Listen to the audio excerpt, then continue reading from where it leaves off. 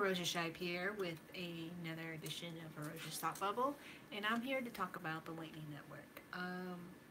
So towards the end of December, on the test net for Bitcoin, if you're unfamiliar with this, Bitcoin has a test net. Is where you can conduct basically experiments about certain features before adding them onto the main network. This is where SegWit was tested on. This is where Lightning Networks has been tested on. This is where shortener signatures, even any proposals that might be to raise the block limit will be on the test net first. So any type of features that would eventually be integrated into the Bitcoin protocol, if consensus is reached, would go on the test net, and people can participate in the test net. They get like basically Bitcoin test net tokens or coins. They're invited in, or they could be, might be a free for all to test and look at the features on the test net and test out these concepts. And one of the companies that did this was called Bitrefill, which it's a company that's been part of the space for a very long time. If you're unfamiliar with it, it's basically primarily in Europe, my understanding, and Bitrefill refills your minutes on your mobile devices, so you can use Bitcoin to do so. And it's been one of the more successful companies in that. There was like quite a few, or quite a lot, very initially in the space, particularly like 2012, 2013, where people would use their Bitcoin to refill their minutes as a kind of a future thing, particularly with like prepaid and SIM cards and things of that nature. And it has thrived, and it's been still here. It's one of the companies that's been successful at that particular feature, and it's something that has been in the space for a while. And they tested on the test network Lightning, where someone could make a payment to them in order to make a payment for the type of service. Now, I'm not going to go into exactly what Lightning Network is, because it's a bit complicated. It really is. But basically, the basic premise is the second is part of the whole concept of second layer protocols for Bitcoin. You have shortage signatures. You have, I guess, SegWit to some. Well, the reason why you can have the second protocols is because of SegWit. SegWit moves some of the transaction information of Bitcoin into a different type of feature called a witness block, which allow for more room on the, if you use a SegWit address within the building of the blocks within the network, the type of transactions that occur with Bitcoin to free up the space, so that way other additional features like Lightning Network and shortening signatures and some privacy features, whether it be confidential transactions, mumble-wimble, some other type of second layer protocol features could occur, which will allow for transactions within the Bitcoin protocol to occur, or the Bitcoin network or ecosystem as a whole. SegWit's a little controversial. There's no SegWit 2x. I'm not going to cover over that at all. Some people have a disagreement about the future of SegWit. It also addresses the issue of malleability, where you can change the transaction history in the sense that the transaction ID. So, for example, if it is a bug in the protocol. For example, if I were to send a transaction from my address to Bitrefill with the one address, there is a bug feature where the transaction ID, which marks and indicates the transaction, so you can map it out on the Bitcoin protocol, someone can go in and change that feature and change it. And why that was a problem, a malleability feature, is that the light wallets, SV wallets, that only look at the headers or look on the most minimalistic amount of information to check the protocol to make sure there's no double spending occurring, can be tricked or fooled. And some allege this is one of the reasons why Mt. Gox kind of collapsed. We now know through the Japanese court proceedings that malleability was not really the issue at Mt. Gox. It was a series of issues, and one of them being the fact that from the very beginning, Mt. Gox did not have the amount of Bitcoin it stated it had. Fraud, bad management, all that occurred. A lack of security, and malleability was not the reason why Mt. Gox collapse, and not to mention the different vulnerability issues with the hacks and stuff like that going on, which is looking more and more increasingly like it may have been an inside job. But with the BTC case, I'm not even sure if that Russian's been extradited yet. I haven't heard boo about that case, but with the BTCE case going on, and which was one of the places that Mt. Gox coins were funneled through, it would be interesting to see, who's who and who's responsible for the initial thefts or series of thefts of Mt. Gox. Not to mention, and I think I'll do an update. There's a little bit of movement, but one of the movements is there's been another wallet identified associated with the Mt. Gox. It's been estimated like 800,000 Bitcoin was lost when Mt. Gox went down. Only 220,000 Bitcoin has been recovered, so there's 6K plus missing, if you will. There's been another wallet that's possibly associated with Mt. Gox. But anyways, I kind of digress there. So there's this malleability bug issue that said was to fix, which will allow for witness signatures and Lightning Network to occur. Now, Lightning Network, the basic concept is you have Jerome over here, and he wants to pay his friend Mindy. And what they can do is because they're constantly in association with one another, constantly sending Bitcoin back and forth, whether it be for dinner, meals, tips. Maybe they have a business together. Maybe Jerome purchased a subscription service from Mindy for hosting his photos on her cloud service. So he has to make a payment, and he does it in Bitcoin, and it's like $10.99 a month. Well, they can open what is called a payment channel through the Lightning Network. So they open up a Lightning channel, this payment channel. They fund the channel with money, Jerome and Mindy, and they transact through this channel. And they can go this back and forth thing. Like, for example, maybe Jerome overship, maybe got a additional feature and upgrade, if you will, that jumped this price to like $15.99. But Mindy was like, that particular feature is not ready yet, and so can actually refund that $5.99 or the full amount back to Jerome. And so they can start sending Bitcoin back and forth through this payment channel. And what happens is you can send or go back and forth or constantly send just even one direction Bitcoin to, Jerome, to Mindy every month, blah, blah, blah, blah. And until Mindy closes his channel, or Jerome, they choose to close his channel, it doesn't settle the Bitcoin transactions into the blockchain. So you're not constantly paying the miners' fees for this activity, this peer-to-peer activity. And what this allows is for Bitcoin transactions to occur, in essence, off-chain until it's time to settle the payments, to close the channel and say, oh, Jerome's like, oh, I'm moving on, I'm not doing photos anymore, I'm going to stop making transactions with Mindy. And Mindy's like, okay. And so they close the channel. However amount of Bitcoin went back and forth between the two of them gets settled down into the network into one transaction. So they could, maybe for 3 years, Jerome has been sending Mindy Bitcoin, for his subscription service. And that she's just kept the channel open this entire time. And she has now settled all the transaction history of 3 years at one time onto the network, and it's just a one-time transactional payment. And you can understand why miners are a little upset by this, because it means that they're only getting, instead of getting 36 payments, one transaction a month from Jerome in transaction fees, they're just getting one payment at one time. Now, for everyone else in the ecosystem, this is great. It allows for subscription service, monthly services, different channels, faster transactions. You're not dealing with the entire network. You're just doing it, once, twice, 3 times, or whatever the settlement occurs for the payment channel. Or maybe you constantly keep the payment channel open and you don't have to.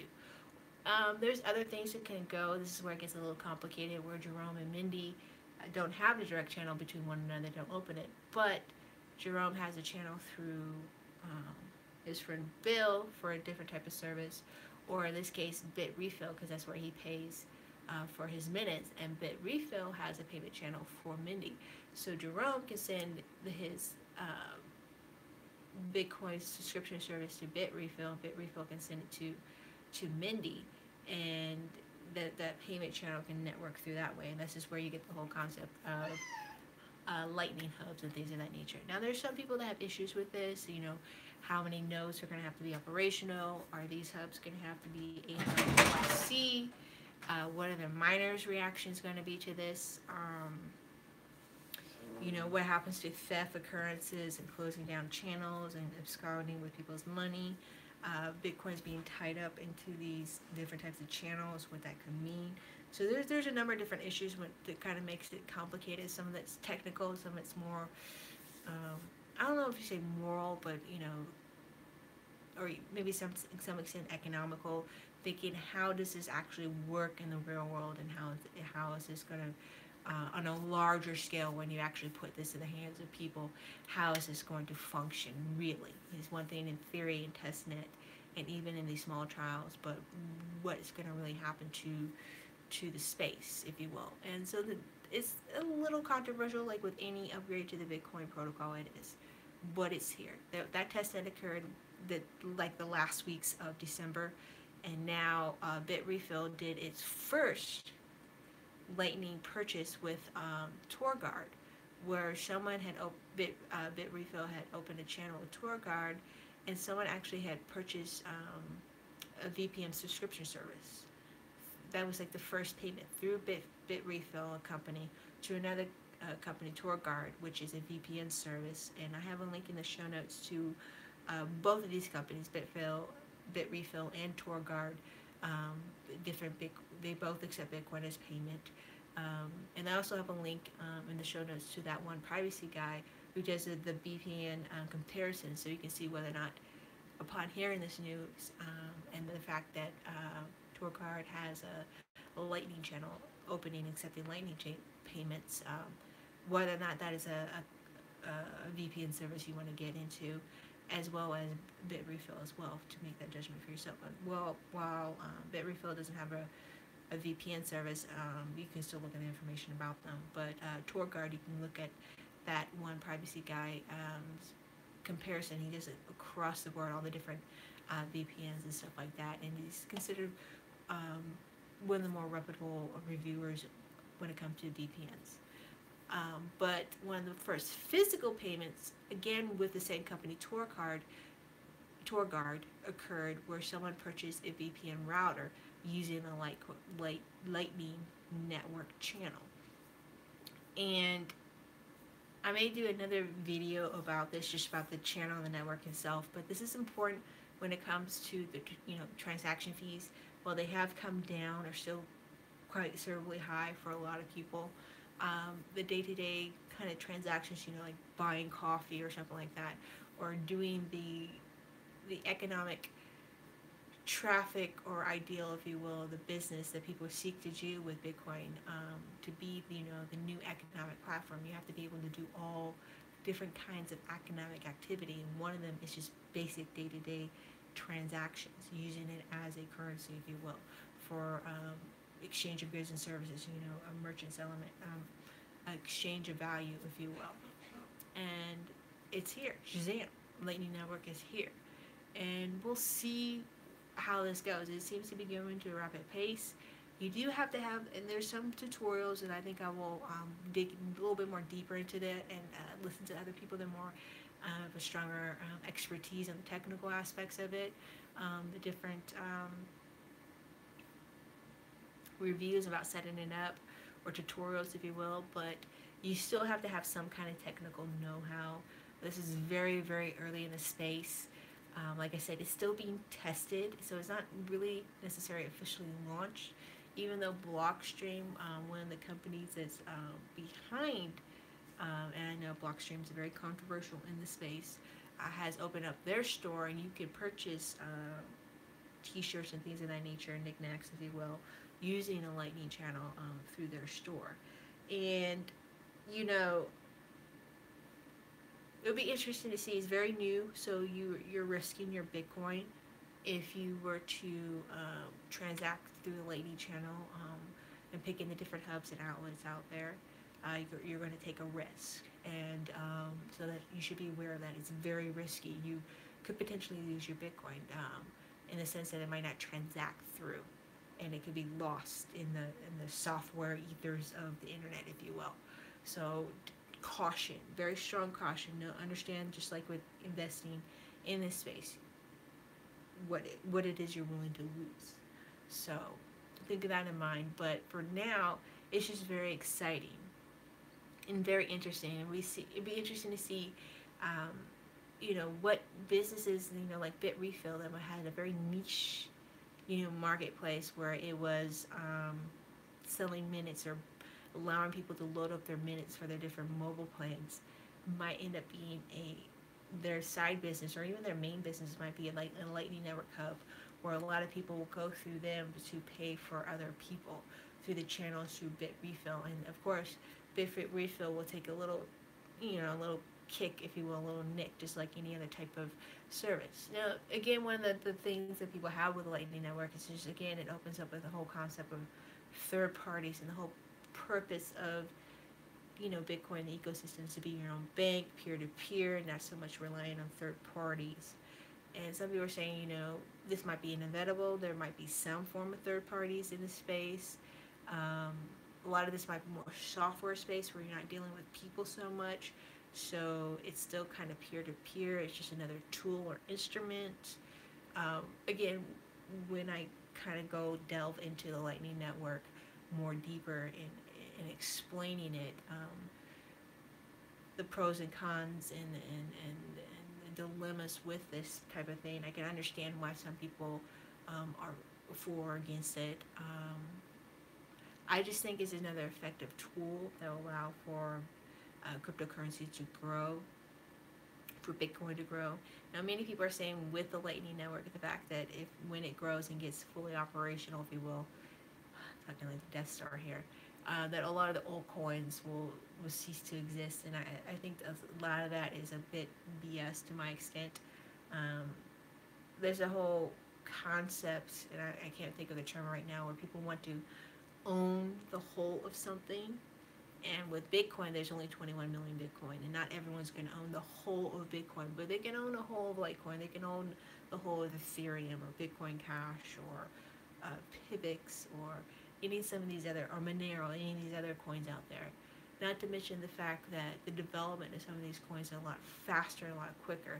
Be interesting to see how quickly Litecoin, which is already done testing for Lightning Network as well, because it has SegWit and it's a clone of Bitcoin with a few tweaks to its coding. It implements Lightning Network before Bitcoin. What that does for that coin, if it increases its value or usage, if you will.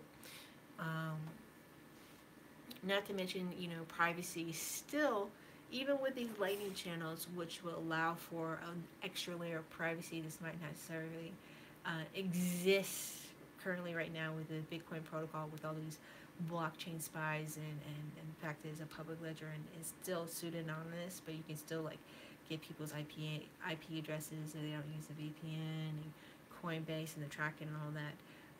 The Lightning channels do actually have an extra layer, because you're going through all these different channel networks. You don't know when this transaction is going to settle, so it could be days, months, years, or something like that. And it might not necessarily even come linked back to the original Bitcoin address. So there's that aspect of it that allows for a certain level of privacy that people are seeking when they're doing transactions with Bitcoin. But inherently, as a whole, by default, Bitcoin doesn't have privacy, versus something like Monero, Zcash, some of these other privacy coins that are coming up into existence and coming to development by default, really. So we'll see. I don't think this is going to be the end of the altcoins. I think they're going to be here for a while. I think there will be a culling, if you will, where basically only the ones that actually have some kind of functionality or utility that Bitcoin presently cannot do, or some other coins can't do, or it does very effectively and efficiently. And I think that you need to keep that in mind in this space. Bitcoin may not be the number one thing. Right now it's still like what 36% or 37% of the overall market share versus 40, 50, 60%. It used to be, 100, because it was the only one, and 90 and 80, and it's been kind of dwindling as the hundreds of tokens and crypto has come to existence. But I do think there's going to be a culling, and eventually there will be, I think, maybe like 100 coins really into existence for a different number of reasons for that case. And again, it comes back to the whole I can own one thing of something, and the fact that the development of Bitcoin is not as rapid, or yeah, it's just not as fast as people, the development as fast as people want. But a lot of it has to do with security, and I think it's security and speed, as we've seen with the whole Spectre meltdown thing. With Intel, they chose speed for their chips as the priority and not security. Now there's a big reckoning that's going to happen with Intel because of that, and not only Intel but ADM and some of these other chip manufacturers. So you also have to keep that in mind with some of these cryptocurrencies. Um, the other thing is that I don't think some of them, like people saying not secure, a lot of it's true, but there's some coins that do have security just as secure as Bitcoin. They just haven't been quite as around longer, and haven't quite been as tested. But I think many of them are going to be tested this year to see if they can, exist in this space. So that's it. Lightning Network here, Shazam. Um, it'll be interesting to see what happens. I saw different threads talking about it's going to be a viable thing as soon as someone buys two pieces, two pizzas with it. So be interested to see in the next couple of days who's the first person to do that, or what business is willing to open a lightning channel to sell pizza to people. So that's it. Those are my thoughts. Thank you for listening. Like, share, comment below. What do you think about Lightning Network? Do you think it's a good thing? Do you think it's overhyped? Do you think it's the doom of all? Excuse me. Do you think